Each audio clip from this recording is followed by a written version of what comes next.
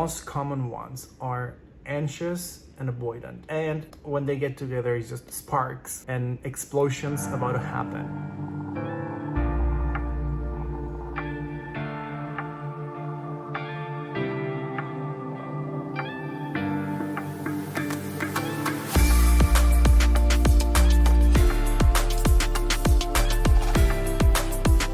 These different kinds of attachment are pretty much how we define and how we are in relationships, right? Usually when you are an anxious attachment style, you will be always very afraid of losing your partner, losing the relationship. You will always feel afraid of that. The problem though is that you're trying so hard to convince them to stay here with you, around you, that you start losing yourself during this process. You start thinking that you are not enough and that you are not doing enough to make them stay, right? The problem is that most of the time, an anxious attachment will attract an avoidant attachment, right? The avoidant attachment, well, that person is avoiding, right? They're avoiding to open up because maybe, their inner child is broken. Usually avoidant attachment styles, their inner child lost trust. They were hurt, maybe by their mother, maybe by their father. Something happened, they feel guilty, they lost trust in love, they lost trust in other people. So what they do is they shut themselves to the world. It's very hard for them to make a commitment with anyone. Most of the time, these people, the avoidant attachment, will have a long list of exes because they keep hopping from one place to another. The real problem that they have is that they are scared to really commit and open up, which is the opposite to the anxious attachment. The anxious attachment, we will usually just present ourselves. Hey, my name is Jose and this is me, take me, right? But what happens is just the way we tend to be afraid of being alone. We tend to be afraid of abandonment. So what we do is we try our best to keep friends, family, partners together, like as close as possible. And we tend to try to avoid confrontation because we don't want to give any space for friction that could, end up in breaking a relationship with whoever. So we tend to be the nice guy in the room, right? The one that is like always laughing, the one that's always like everything's cool. Yes, you're so nice, oh, so beautiful, this and that. We tend to be that kind of person.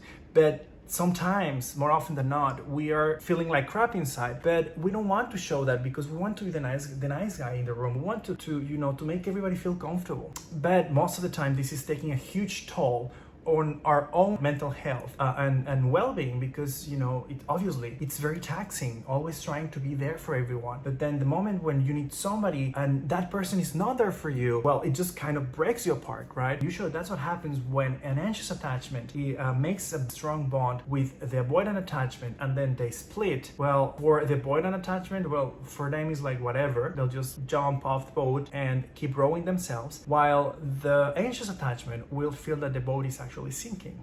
It will take a while for an anxious attachment to gather together and think, okay, I need to start booking the water out of the boat because we're sinking. And that's what happens here. Now, it is very important to say that for whatever reason, the anxious attachment is always attracting avoidant attachment, right? Because they're trying to counterbalance each other. Right? The anxious attachment is giving too much and then the avoidant attachment is not giving shit, it's not giving anything. So what happens is this guy goes behind, this guy thinks, oh, it's too much, and then he runs away, but then he realizes, then he comes back, then too much. And it's always like this, the cat and the mouse, always running behind, and very tiring. And this is something that I would say after finished this relationship that really kind of shook me to the core, and I realized like, dude, something's wrong here. Something's really wrong. Like, I see patterns, right? I see patterns that probably shouldn't be there.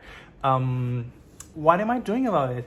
Well, for once, letting go. Just that, letting go. It's not easy. And letting go. So it's been, I don't know, it's been probably a month or so since I last talked to that person. And don't get me wrong, every now and then I think of that person and all the energy that I was projecting onto that person, like a sunstorm, and you see all these huge strings of energy popping out of the sun and then coming back. It's like that. You're a ball of energy. And then every time you think of that person, it's like you're sending some kind of energy towards that person. And you don't want that. You want your energy to stay here with you, right? You want your energy to stay here with you within your frame and just be happy, just embrace your stuff, and the rest let go. There are things that you can't control. There are things that are way beyond you, and it doesn't matter.